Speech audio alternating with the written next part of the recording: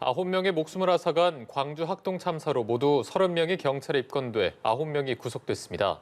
2차 수사가 진행 중이지만 한계를 노출했다는 지적도 나오는데요. 이에 따라 이번 화정동 신축 아파트 붕괴 사고에 대한 경찰의 칼끝이 어디까지 향할지 관심이 쏠리고 있습니다. 김경인 기자입니다.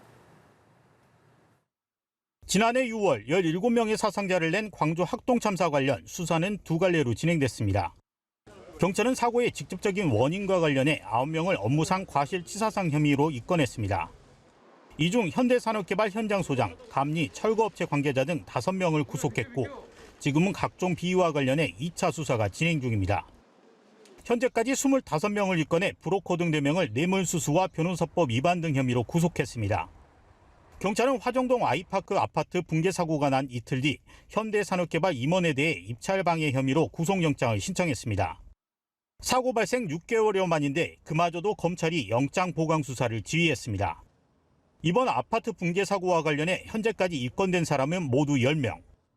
시공사인 현대산업개발 공사부장과 현장소장 등 6명에게는 업무상 과실치사상 혐의가, 감리 3명 등 4명에게는 건축법 위반 혐의가 적용됐습니다. 관심은 원청인 현대산업개발 관계자들에 대한 수사가 어느 선까지 이뤄질지 여부입니다.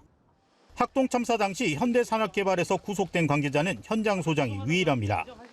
건설산업기본법상 원청이 불법 지하도급을 지시 공모하지 않으면 처벌할 수 없는 법 규정 때문입니다.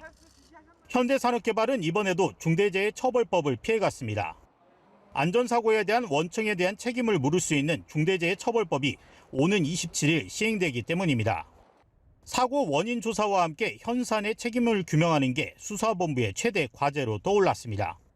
경찰은 수사를 진행하면서 신병 처리 여부와 추가 입건 여부를 결정한 계획이며 계약비 수사도 별도로 진행 중입니다. 연합뉴스TV 김경인입니다.